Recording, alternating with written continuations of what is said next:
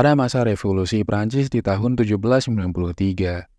Ribuan anti-loyalis Prancis berkumpul di kota Paris untuk menyaksikan proses hukuman mati Ratu Prancis yang bernama Marie Antoinette dan suaminya yang bernama Louis. Keduanya dihukum mati karena dianggap sebagai pengkhianat rakyat yang membuat mereka harus dipenggal.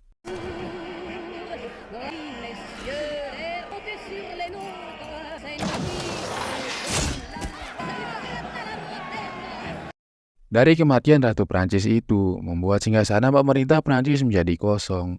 Laki-laki ini bernama Napoleon Bonaparte. Dia dan dua temannya sedang membicarakan tentang potensi mereka akan menguasai wilayah pelabuhan Toulon. Paul Barras yang merupakan anggota komisaris pasukan Prancis mengatakan, kalau Angkatan Laut Inggris sedang menguasai pelabuhan Toulon, dan setengah dari armada Prancis terperangkap di sana, kalau mereka kehilangan kapal-kapal itu, maka Republik akan runtuh. Tapi beruntungnya hanya ada 2.000 pasukan Inggris yang ada di Toulon. Tapi di sisi lain juga, saat ini Prancis sedang kekurangan pasukan senjata artileri. Paul kemudian menanyakan apa rencana Napoleon untuk mengambil alih pelabuhan Toulon. Napoleon lalu mengatakan, kalau mereka harus mengambil alih benteng yang ada di pelabuhan. Singkat cerita, Napoleon memeriksa persenjataan yang ada di Toulon. Dia juga melihat kalau pasukan militer terlihat tidak terlatih dan tidak disiplin. Dia juga memperkirakan kalau tanpa perlengkapan militer yang memadai dan pasukan yang tidak terlatih, maka mereka akan gagal menguasai pelabuhan. Napoleon lalu menyuruh pasukannya untuk mengumpulkan besi-besi bekas untuk membuat mortir yang lebih kuat sesuai dengan rencananya.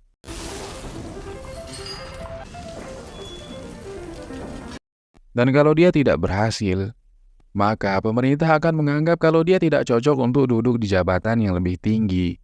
Karena pasukan Inggris mengendalikan senjata besar. Dan jika senjata itu berhasil dilenyapkan, maka mereka pasti bisa mengalahkan dan menghentikan blokade pasukan Inggris. Napoleon juga sangat yakin dengan artileri dan strategi perang yang akan dia siapkan.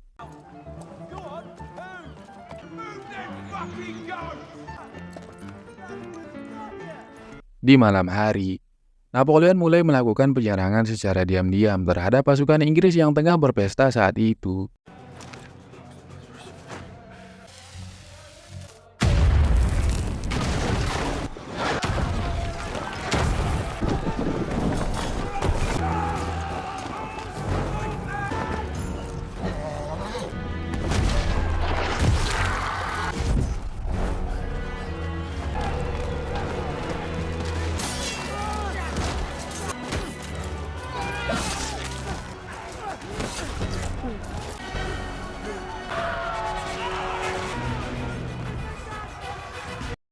Setelah berhasil membuat pasukan Inggris kocar-kacir, Napoleon lalu menyuruh pasukannya untuk menyiapkan meriam dan artileri untuk menembak kapal-kapal Inggris yang ada di laut.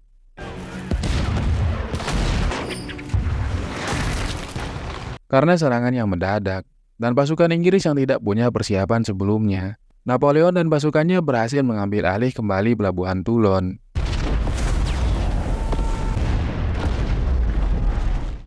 Keesokan paginya, karena kemenangan semalam, Napoleon kini diangkat menjadi brigadir jenderal.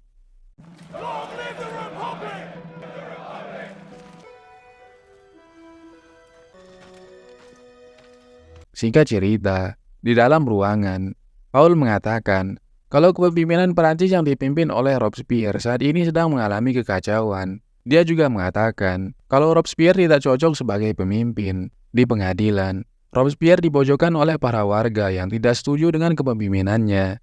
Tapi dengan beraninya, Robespierre mengatakan kalau tidak ada satupun orang yang ada di ruangan ini boleh menentangnya. Dan bahkan dia juga mengatakan kalau mereka menganggapnya bersalah, maka para warga juga ikut bersalah. Lalu dari atas, tiba-tiba Lucien mengatakan kalau Robespierre telah menganggap dirinya sebagai hakim. Untuk membenarkan perkataannya sendiri, Lucien lalu memprovokasi para warga untuk menangkap Robespierre saat itu juga.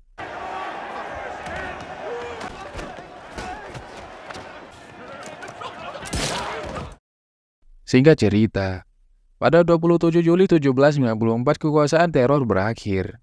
Dan ada sekitar 41.500 narapidana yang dipenjarakan pada masa revolusi dibebaskan. Saat itu, di pesta musim panas, Napoleon memperhatikan seorang wanita yang sedang bermain kartu di sana. Karena merasa diperhatikan, wanita itu lalu menghampiri Napoleon. Dia bernama Josephine. Saat di ruangan, ada warga sipil yang ingin bertemu dengan Napoleon. Dia adalah seorang anak yang bernama Eugene. Tujuan Eugene ke sana adalah untuk meminta kembali pedang ayahnya, yang pada saat itu diambil sebelum ayahnya dieksekusi mati. Dia menginginkan pedang ayahnya itu kembali, karena hanya itu satu-satunya peninggalan ayahnya. Mendengar kata-kata Eugene barusan, Napoleon lalu mengatakan kalau dia tidak bisa memberikan warga sipil untuk memiliki senjata. Eugene juga mengatakan kalau ibunya bilang hanya Napoleon yang berhak untuk mengembalikan pedang ayahnya. Setelah itu, Napoleon lalu pergi ke gudang penyimpanan pedang milik para perwira yang dihukum mati. Dia lalu mencari pedang milik almarhum ayah Eugene untuk dikembalikan. Saat di rumah Eugene, dia kembali bertemu dengan Josephine. Pada 5 Oktober 1795, royalis Prancis kembali bangkit. Mengetahui para warga ingin melakukan perlawanan, Napoleon lalu mengerahkan pasukannya untuk menghentikan para warga dengan menembaknya menggunakan meriam.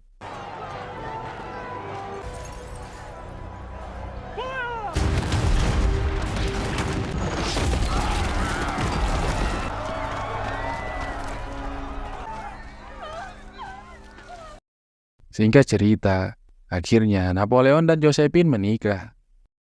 Pada bulan Juli 1798, setelah berhasil menguasai Italia dan mengalahkan kerajaan Inggris di tengah cuaca yang panas, saat itu Napoleon membawa 40.000 prajurit untuk menginvasi Mesir.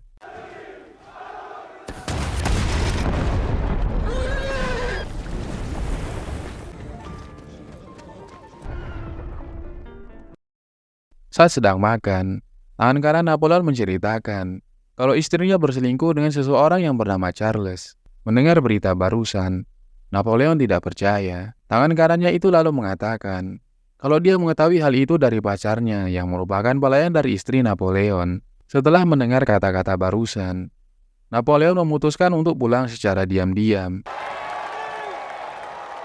Setelah sampai di Perancis, saat itu juga Napoleon melihat berita di koran kalau istrinya memang benar berselingkuh. Saat di kerajaan, Napoleon marah kepada pelayan setelah dia tahu kalau istrinya tidak ada di sana. The entire world knows of my arrival, but not my wife. Di sisi lain, saat istrinya pulang, dia kaget melihat barang-barangnya berada di luar. Saat bertemu sang istri, Napoleon menanyakan kenapa istrinya yang sangat dia cintai itu selingkuh.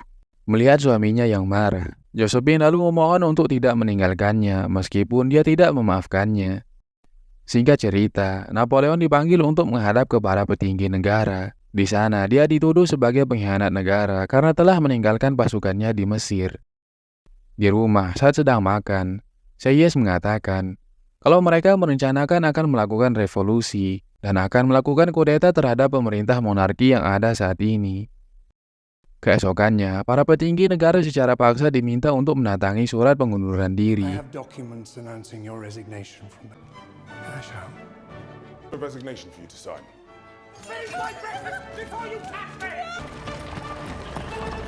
Pada 9 November 1799, saat kudeta sedang berlangsung, salah seorang yang ada di sana meminta penjelasan atas apa yang sedang terjadi saat ini pada direktur. Dia juga bahkan menuduh Napoleon kalau dia telah melanggar hukum. Dari kejauhan, Napoleon mendengarkan semua perkataan orang itu. Dia lalu menghampirinya untuk memberikan penjelasan. You have violated the Constitution!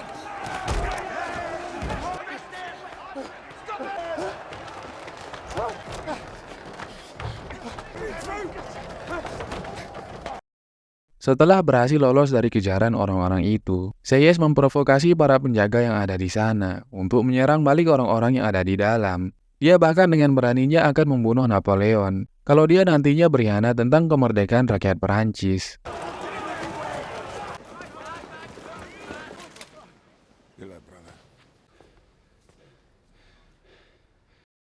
Setelah berhasil melakukan kudeta, kini Napoleon berhasil diangkat sebagai pemimpin tertinggi negara. Keesokannya, Napoleon dan istrinya pindah menuju istana untuk tinggal di sana.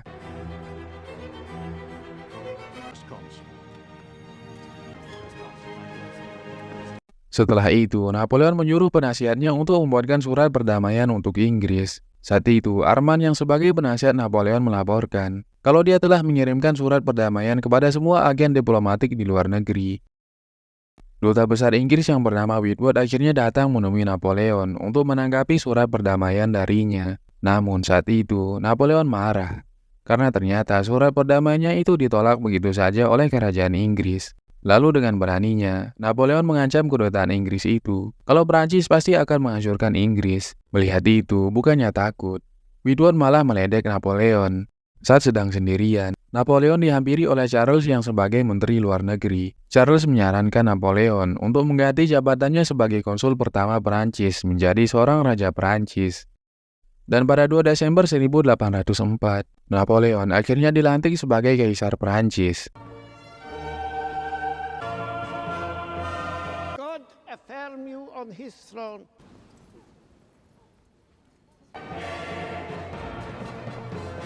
Singkat cerita, Napoleon kesal karena sudah bertahun-tahun menikah, tapi istrinya masih belum bisa memberikannya keturunan.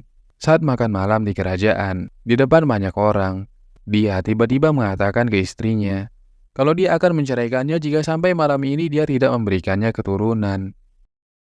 Pada 2 Desember 1805, di tengah dinginnya salju, saat itu Napoleon sedang mempersiapkan strategi penyerbuan terhadap pasukan Rusia dan Austria. Dari kejauhan, seorang prajurit sedang memberikan kode kalau sebentar lagi tentara musuh akan menyerang.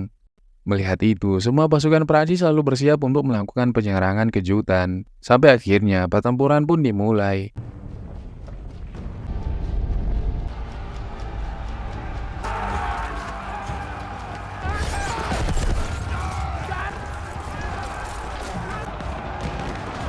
The West! Here's their flanks! Victory! Fire!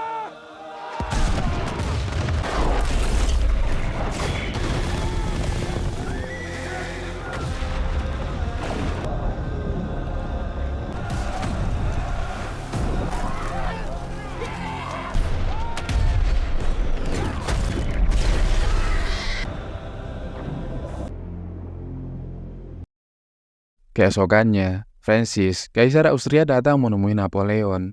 Tujuannya ke sana adalah untuk bergabung bersama pasukan Napoleon.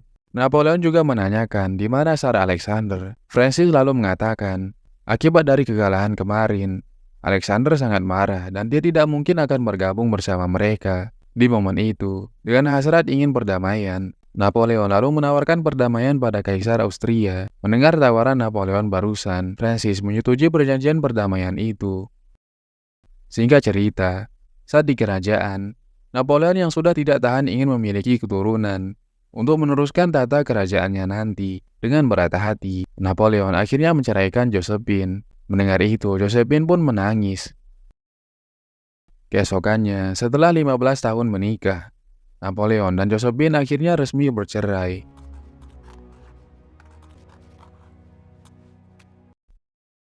Pada bulan Juni 1812, karena pengkhianatan Rusia, Prancis memutuskan untuk melakukan penyerangan bersama Austria, Italia, Jerman, dan Polandia.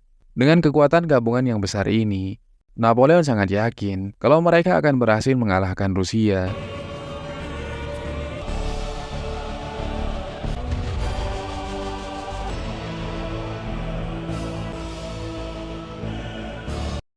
Dalam peperangan ini, Prancis dan sekutunya berhasil memenangkan peperangan. Di sisi lain juga, 20.000 pasukan Prancis tewas dalam peperangan ini. Napoleon dan sekutunya kemudian melanjutkan perjalanannya menuju ke kota Moskow. Namun setelah sampai di kota Moskow, Napoleon tidak menemukan siapa-siapa di sana.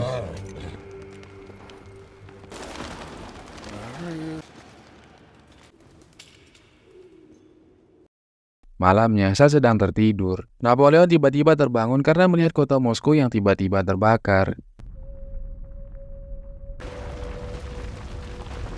Melihat kejadian itu, Napoleon memutuskan untuk memerintahkan pasukannya untuk melakukan penyerangan ke kota Saint Petersburg. Mendengar perintah itu, salah satu perwira di sana mengatakan kalau mereka akan kesulitan melewati perjalanan karena sebentar lagi akan ada musim dingin. Dia khawatir pasukan-pasukan yang sudah kelelahan tidak sanggup melewatinya. Namun, Napoleon tetap bersikeras untuk melanjutkan perjalanan untuk menghancurkan kekaisaran Rusia. Di perjalanan, dengan cuaca yang sangat dingin, banyak prajurit mati sia-sia karena tidak tahan dengan cuaca ekstrim ini. Melihat kejadian itu, Napoleon akhirnya terpaksa untuk mundur. Singkat cerita, saat kembali pulang ke Prancis, akibat dari keputusannya yang gegabah, karena telah kehilangan ribuan prajurit, Napoleon disidang. Berdasarkan hasil sidang, Napoleon dipaksa mundur dari jabatannya sebagai Kaisar Perancis dan akan diasingkan ke pulau yang bernama Elba. Mendengar keputusan barusan, dengan terpaksa, Napoleon menandatangani surat pengunduran diri dari jabatannya sebagai Kaisar.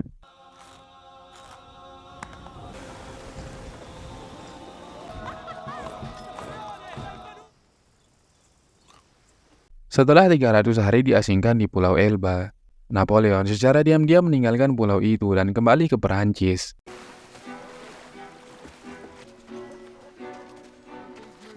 Di rumah, karena sakit keras, Josephine akhirnya mengembuskan nafas terakhirnya. Karena kepulangannya secara diam-diam, Napoleon dihadang oleh pasukan Perancis yang dulu menemaninya di medan perang. Melihat itu, Napoleon lalu mengatakan, dia kembali ke Perancis karena rindu dengan tanah airnya. Dia juga mengatakan kalau dia akan membawa Perancis menuju kemenangan. Melihat ketulusan Napoleon, semua pasukan Perancis yang ada di sana akhirnya luluh dan bersorak menyambut kepulangan Napoleon. Setelah itu, Napoleon pergi mencari Josephine. Di rumah, dia bertemu dengan pelayan. Pelayan itu lalu mengatakan kalau Josephine telah meninggal dunia. Mendengar kabar barusan, Napoleon pun menangis. What did he do with them? Pada bulan Maret 1815, melihat kembalinya Napoleon, negara-negara musuh mulai panik. Inggris kemudian mengadakan pertemuan darurat dengan negara sekutunya Austria dan Rusia untuk berdiskusi kalau mereka akan menyerang Prancis kembali. Di Prancis, Napoleon yang sudah mendengar kalau negaranya akan diserang oleh ketiga negara tersebut, dia lalu menyiapkan strategi perang dengan melawan pasukan musuh dengan jumlah yang sangat banyak. Napoleon dengan 120.000 prajurit yang ada, dia berencana untuk menyerang dan mengalahkan Inggris duluan, sebelum para sekutunya datang untuk membantu. 18 Juni 1815, pagi itu, sambil menunggu hujan berhenti, sementara di sisi lain, Jenderal Inggris menyemangati pasukannya kalau mereka pasti akan memenangkan peperangan ini. Dan saat itu juga, prajurit pengintai melapor kalau pasukan Rusia dan Austria sudah terlihat dari jarak 19 km. Mendengar itu, Napoleon lalu memberitakan pasukannya untuk bersiap menyerang. Dan setelah hujan berhenti, Napoleon pun memerintahkan pasukannya untuk menyerang.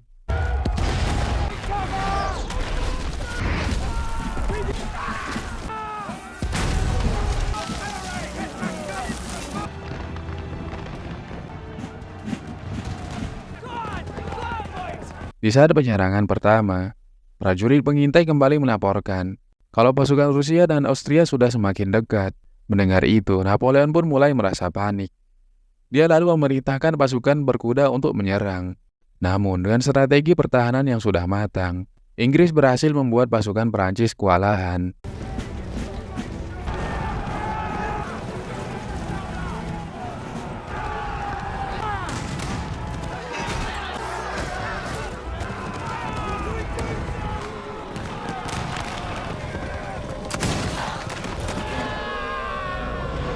Napoleon lalu mendengar kabar kalau pasukan Rusia dan Austria sudah datang. Dia lalu bergerak menghampiri pasukannya untuk menyemangatinya agar tetap berjuang demi tanah air mereka. Napoleon lalu memimpin pasukannya untuk melakukan penyerangan.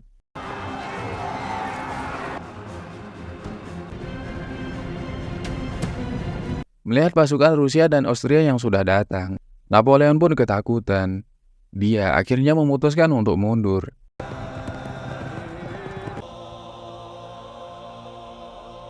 Dalam peperangan kali ini, Prancis akhirnya kalah.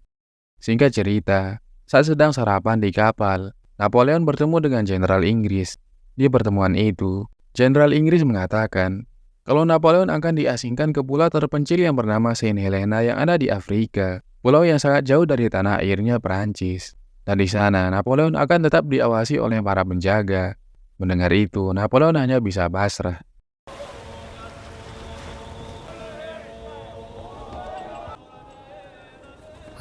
Di akhir film, Napoleon menghabiskan sisa hidupnya di pulau terpencil itu setelah melewati 6 tahun masa pengasingan. Tepat pada tanggal 5 Mei 1821, Napoleon pun menghembuskan nafas terakhirnya. Di dalam karir militernya, Napoleon adalah salah satu panglima terhebat di dunia. Dia telah memimpin 61 pertempuran, dan selama pertempuran itu, ada sekitar 3 juta pasukan Prancis yang gugur.